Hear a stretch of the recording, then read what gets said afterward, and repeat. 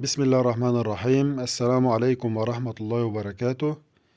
أهلا وسهلا بحضراتكم في فيديو جديد. فيديو اليوم السبت 17/2/2024. إن شاء الله في الفيديو هنتكلم عن جميع الأسعار اليومية، أسعار الرز الشعير والرز الأبيض ومخلفات الرز وأسعار القطن، وكلام مهم جدا عن منظومة القطن.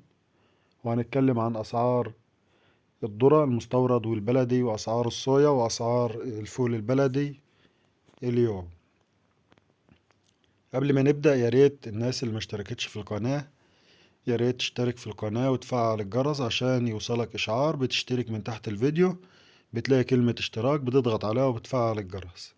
ما تكسلش في اشتراكك في القناة عشان يوصلك الفيديو أول بأول، ويعتبر ده يعني قبال المجهود اللي احنا بنبذله في معرفة الأسعار وعرضها على القناة. هنبدأ إن شاء الله بسوق الرز. سوق الرز الأيام اللي فاتت كان فيه ثبات في الأسعار، والثبات ده راجع إلى عدم وجود عرض مع عدم وجود طلب. يعني العرض كان قليل والطلب كان قليل برضه، فكان عامل ثبات في السوق طبعا، مع شوية لخبطة في موضوع التموين. والموضوع ده اتحل إن شاء الله بقرارات وزير التموين، منع اعتراض أي سيارة مدام معاها إذن تسليم أو معاها فاتورة.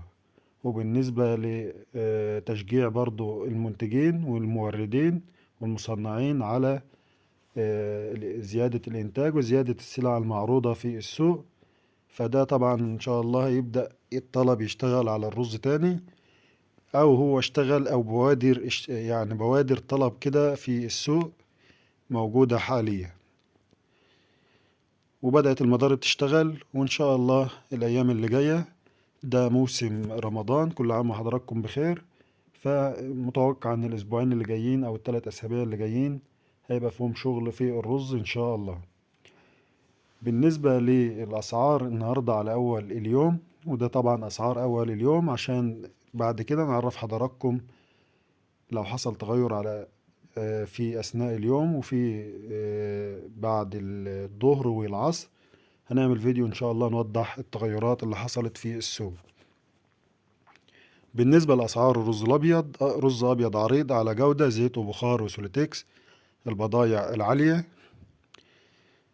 29,800 للطن من أرض المضرب، وقد تزيد البضاعة أو تقل على حسب نسبة الكسر وعلى حسب الجودة وعلى حسب أسعار الشعير وأسعار مخلفات الرز. أما بالنسبة للرز الأبيض الرفيع على جودة زيت وبخار وسوليتكس البضايع العالية ب28,500 للطن من أرض المضرب، وقد تزيد البضاعة وتقل على حسب نسبة الكسر وعلى حسب الجودة. ده بالنسبة لأسعار الرز الأبيض اليوم. بالنسبة لأسعار الرز الشعير، شعير عريض وصال للمضرب 19,300 للطن، وشعير رفيع وصال للمضرب ب18,800 للطن اليوم. وبالنسبة لأسعار التنفيذ والتحميل من على أرضه، أسعار التنفيذ الفعلية الموجودة في السوق: التنفيذ في الشعير الرفيع من على أرضه من 18,500 ل18,600، والتنفيذ في الشعير العريض من 19 إلى 19,100 من على أرضه اليوم. وقد تزيد البضاعة أو تقل على حسب النولون وعلى حسب طريقة السداد سواء كاش أو آجل.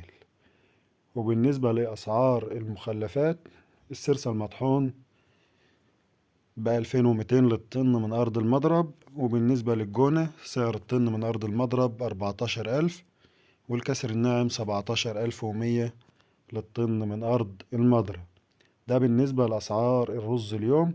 الأسعار ممكن تزيد 100 أو 200 على حسب المنطقة، وتقل 100 أو 200 على حسب المنطقة. أما بالنسبة للقطن ففي عدة نقط مهمة جدا في القطن. أول نقطة معانا قرار رئاسة الوزراء بعمل سعر ضمان للقطن الموسم الجديد إن شاء الله. والقرار ده جاي لتشجيع الناس لزراعة القطن أو تشجيع الفلاحين لزراعة القطن.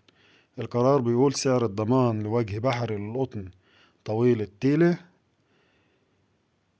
ب12,000 سعر ضمان، اللي هو يعني هيبقى سعر فتح المزاد.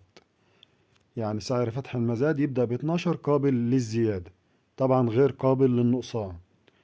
بالنسبة لوجه قبلي قطن قصير التيلة جيزة 95، سعر فتح المزاد 10,000 قابل للزيادة غير قابل للنقصان. وبكده يكون النقطة دي وضحت للناس إن أقل سعر ممكن في القطن طويل التيلة 12,000، وأقل سعر ممكن في القطن قصير التيلة 10,000. ده العام المقبل إن شاء الله. بالنسبة للمزاد اللي تم يوم الخميس، في حلقة في مجمع في كفر الشيخ تم تعديل سعره من 13,100 إلى 13,600. ده بالنسبة لمزاد اللي حصل يوم الخميس. وبالنسبة لأسعار القطن خارج المنظومة، قطن جيزة 94 وزن الإنطار 157 كيلو ونص، يتراوح سعره من 12,700 ل 12,800 على حسب المنطقة، وفي ناس بتتكلم في 13,000. بالنسبة ده للقطن خارج المنظومة. أما بالنسبة للمزاد اللي فات، فطبعا كان فيه في المزاد اللي فات ناس يعتبر ناس محسوبين على المنظومة، خوفوا الناس من سعر المزاد، وخوفوا الناس في الأول أساسا، وقالوا إن ده آخر مزاد. فكان في كميات في المجمعات، والناس لما طلع المزاد قالت كويس إن المزاد طلع بالسعر ده على الكميات اللي موجودة. إنما بالنسبة، والكلام ده كان غلط طبعا، أما بالنسبة لسه فاضل كام مزاد فده محدش عارفها لسه. في ناس بتقول مزادين، وفي ناس بتقول لسه المزادات لآخر 3، وفي ناس بتقول آخر مزاد المزاد اللي جاي. فإن شاء الله نتأكد ونعرف حضراتكم فاضل إيه اللي هيحصل بالظبط في المزادات الأيام اللي جاية. ده بالنسبة لموضوع القطن. أما بالنسبة لأسعار الذرة النهاردة، الذرة البرازيلي صب أرض المينا 17,800 للطن، والذرة الأرجنتيني صب أرض المينا 17,800 للطن، والذرة الأوكراني صب أرض المينا، والبلغاري والروسي والأمريكي والصربي 16,000 للطن صب أرض المينا. وبالنسبة لأسعار الصويا، صويا 46% ب41,000 للطن صب أرض المينا، وصويا 44% ب40,000 للطن صب أرض المينا. ده أسعار البورصة. هيتم التحديث إن شاء الله على الساعة 10 كده، فهيبقى معانا التحديث في فيديو آخر اليوم. إنما بالنسبة لأسعار الذرة البلدي، تنفيذ التجار اليوم، وبركز معايا أنا بقول تنفيذ التجار لأن سائل التجار. بالنسبة للذرة الأبيض، تنفيذ اليوم من 15,400 إلى 15,600 للطن. وبالنسبة للذرة الأصفر، صب أرض تنفيذ اليوم لدى التجار من 16,400 إلى 16,600 للطن اليوم. بالنسبة لأسعار الفول البلدي، ثبات في أسعار الفول البلدي من 6,200 ل 6,500 البضايع العالية في الثلاجات وللأرداب. وبكده يكون وصلنا لنهاية فيديو أول اليوم، والسلام عليكم ورحمة الله وبركاته.